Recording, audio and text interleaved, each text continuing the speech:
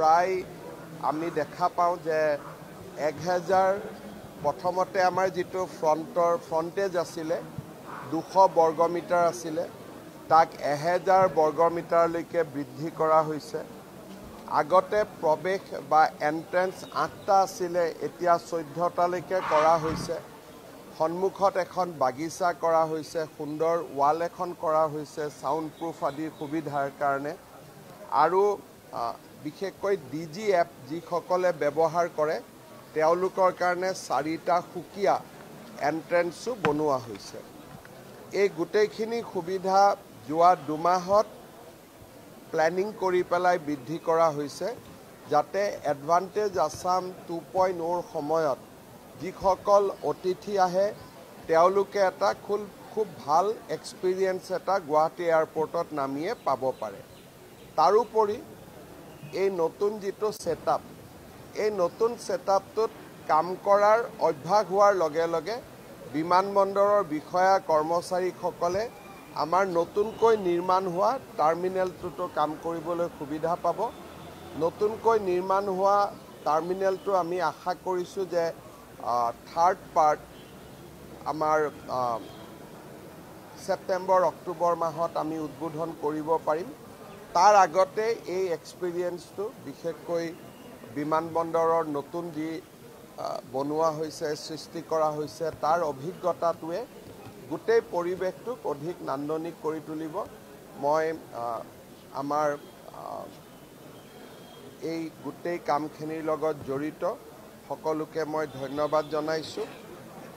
আমি লোকপ্ৰিয় গোপীনাথ বৰদলৈ এয়াৰপোৰ্টটো গোটেই আমাৰ অসমৰ দুৱাৰমুখ বুলি ক'ব পাৰোঁ, উত্তৰ পূৰ্ব দুৱাৰমুখ বুলি ক'ব পাৰোঁ, ভৱিষ্যতে দক্ষিণ পূব এছিয়াৰ দুৱাৰমুখ হ'ব। গতিকে মই আটাইকে ধন্যবাদ জনাইছোঁ ইমান ধুনীয়াকৈ এয়াৰপোৰ্টটো নিৰ্মাণ কৰাৰ বাবে। তাত বিশেষ একো নাছিলে। প্ৰধানমন্ত্ৰী ডাঙৰীয়াৰ যিটো অসমলৈ ভ্ৰমণ হ'ব সেইটো চূড়ান্ত কৰাটোৱে মূল উদ্দেশ্য আছিল। প্ৰধানমন্ত্ৰী ডাঙৰীয়া 24 তাৰিখে গধূলি 5 বজাত গুৱাহাটীলৈ আহিব আৰু তেখেতে ঝুমুৰৰ সামূহিক নৃত্য নিজে চাব বা নিজে উপস্থিত থাকিব। পিছদিনাখন 11:30টাৰ পৰা 1:30 বজালৈ তেখেতে এডভান্টেজ আসাম কনক্লেভত যোগদান কৰিব। গতিকে প্ৰধানমন্ত্ৰী ডাঙৰীয়াৰ লগতে আৰু যিকেইজন মন্ত্ৰী আমি মাতিছোঁ তেওঁলোকৰো যাতে দিন বা সময়খিনি নিশ্চিত কৰিব পাৰোঁ সেইকাৰণে মই যোৱাকালি আছিলোঁ। আৰু গুৱাহাটীত থকা দিল্লীত থকা অৱস্থাতে আমাৰ কেইবাটাও ইম্পৰ্টেণ্ট প্ৰজেক্টছ নীতিন গাডকাৰী ডাঙৰীয়াৰ লগত কাজিৰঙাৰ এলিভেটেড কৰিডৰ, মাজুলী যোৰহাটৰ ব্ৰিজৰ যিমান সোনকালে পাৰে নতুনকৈ নিবিদা মুকলি কৰা, যোৰহাট ডিব্ৰুগড় পথছোৱাৰ আৰু এবাৰ আমি ৰিভিউ কৰিলোঁ।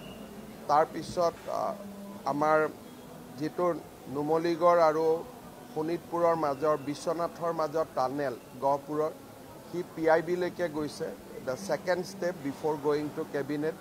গতিকে PIBত যিসকল বিষয়াই বহিব তেওঁলোকৰ লগতো কথা বতৰা পাতিলোঁ। গতিকে ৰিং ৰোডৰ সম্পূৰ্ণখিনি ফাইনেল হৈ গ'ল, টেণ্ডাৰখন ছেটেল হৈ গ'ল। যোনে পাবলগীয়া আছিল তেওঁলোকে পালে। এতিয়া অহা এমাহৰ ভিতৰত ৰিং ৰোডৰ কাম আৰম্ভ কৰিব পাৰিব। এই গোটেইখিনি এবাৰ নীতিন গাডকাৰী ডাঙৰীয়াৰ লগত বহি মই আকৌ এবাৰ এছেছমেণ্ট কৰিলোঁ যে কামবিলাক ঠিক গতিত গৈ আছে নাই। নিৰ্বাচনটো হ'ব, বিজেপি জিকিব আৰু বৰ বেছি পলিটিকেল মই কেম্পেইন কৰিলোঁ 2 দিন, কিন্তু মেইনলি অসমৰ কাৰণে মই সময় দি আছোঁ এতিয়া।